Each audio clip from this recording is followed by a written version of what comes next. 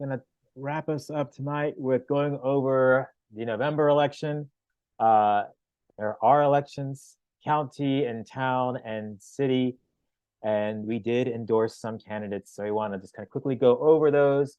Uh, so oops. Okay, so just to kind of give you some background, now you would think any Democrat would say, "Hey, this is a free ballot line. This, helps with that kind of psychological effect at the polls where, you know, voters see names more than once, and it helps them encourage them to vote for them." Um, Now, unfortunately, that's not the case in Nassau County, and that's actually a big reason why we are pushing on this and trying to build our chapter. There's multiple reasons that a lot of Democrat candidates in Nassau are not applying for endorsement. Among them is that they do not support Working Families Party. There are others who do not apply because they know they will be rejected. And then finally, there are a lot of new candidates who, they'll tell us that they didn't know about the process, or they're even told by the party not to apply. So these are all issues for us. For us, we see this as a Democrat Party trying to ice out progressives, whereas they're more than willing to lay in bed with conservatives, and that's a problem. So for us at this stage, we're fine with endorsing any Democrat who shows some willingness to work with us. It's a low bar, but not a lot pass. So I'm going to go over the elections real quickly. So let's start off with Nassau County Legislature. And before I get too deep, when I say not a lot pass, we interviewed a lot of candidates, a lot in Suffolk and some in Nassau. We had people who didn't understand even basic policy. We had multiple candidates who couldn't tell us their congressman or their senator. We had multiples who weren't even registered Democrats. I found out about one who wasn't even registered to vote. So this is what the party puts up for election time, and these are the sort of things that we want to avoid. All right, so for Nassau County Legislature, for any of these candidates that are highlighted in green, that means they are incumbent. If you see the little icon at the top right of the picture, that means that we endorse them. So the current breakdown for the legislature is that we have 12 Republicans and 7 Democrats. With redistricting, Republicans, they solidified their advantage. So there's not going to be much in the way of swing districts. Everything's pretty much set in stone. That map I show you there is colored according to 2020 presidential results. Unfortunately, in an odd year, what looks like a blue landscape in Nassau swings almost 20 points towards Republicans, because turnout on odd year local elections is overwhelmingly older folks who are voting for Republicans. Young people aren't coming out, and as a result, our local bodies are far more conservative than the county as a whole. So I don't expect to get any more than the 7 Democrat seats that we currently have. That top guy there, Scott Davis, he's taking the place of Kevon Abrahams. He will win his seat. But other than that, I wouldn't expect to see any other new faces. These are the rest of the group here. Legislator Drucker applied, and we endorsed. Worth noting, Jacob Schneider at the bottom there, at a Democrat club recently, he openly said he did not apply because he does not align with Working Families Party. So he denigrated us. So that kind of gives you an idea of what we're working with here. And the last 3, I won't say much more than that. That middle guy is endorsed by the Conservative Party, and that's the nicest thing I can say about it. All right, so town of North Hempstead. I cannot get district shapes for tonight, but the current breakdown is for their town council. They have 4 Democrats and 2 Republicans.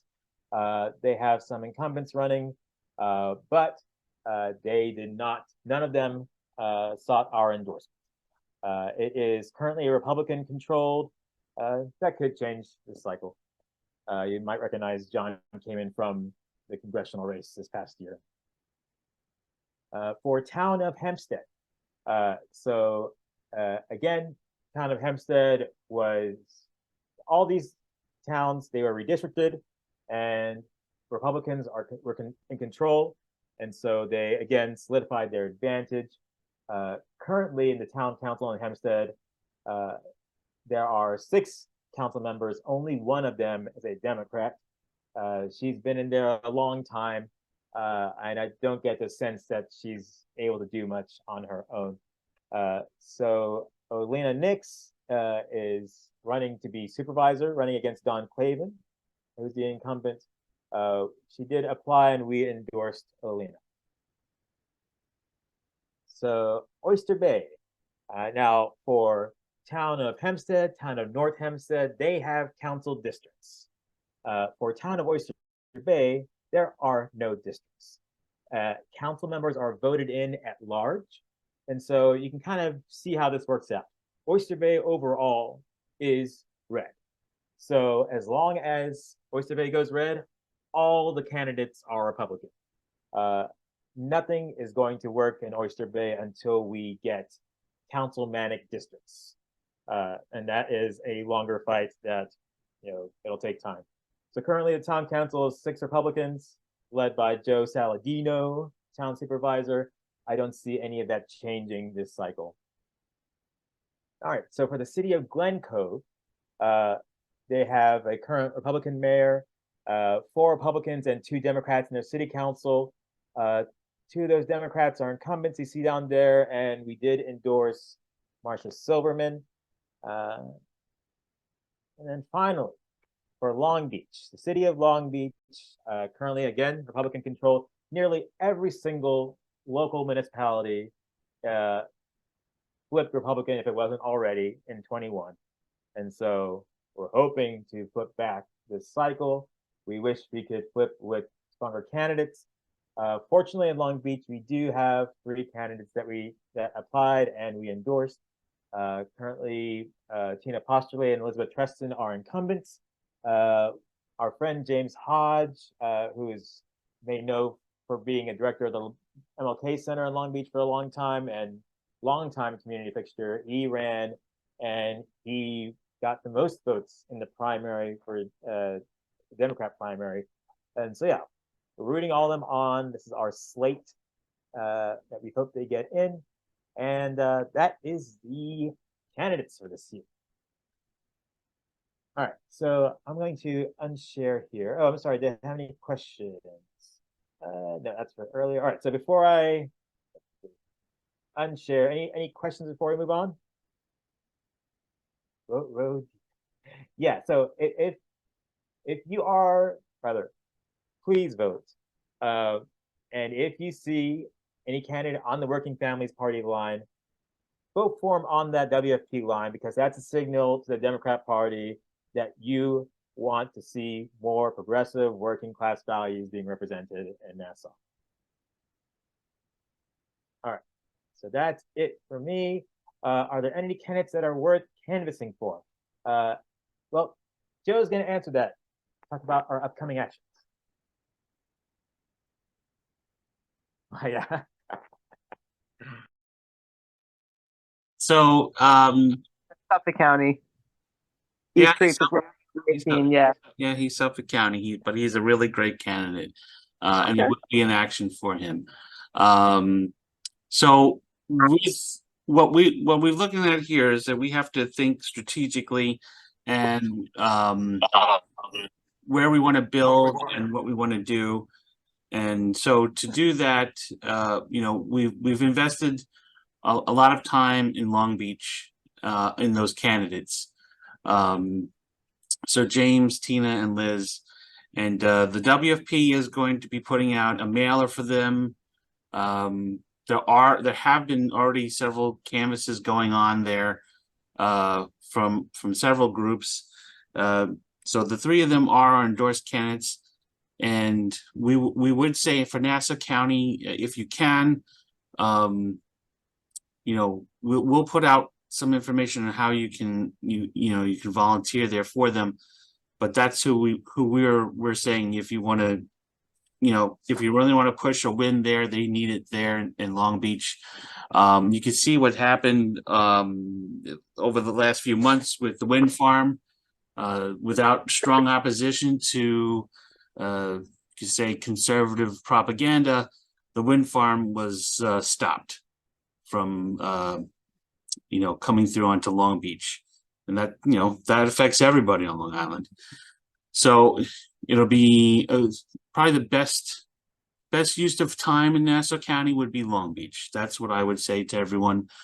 That's not to tell you don't for the rest.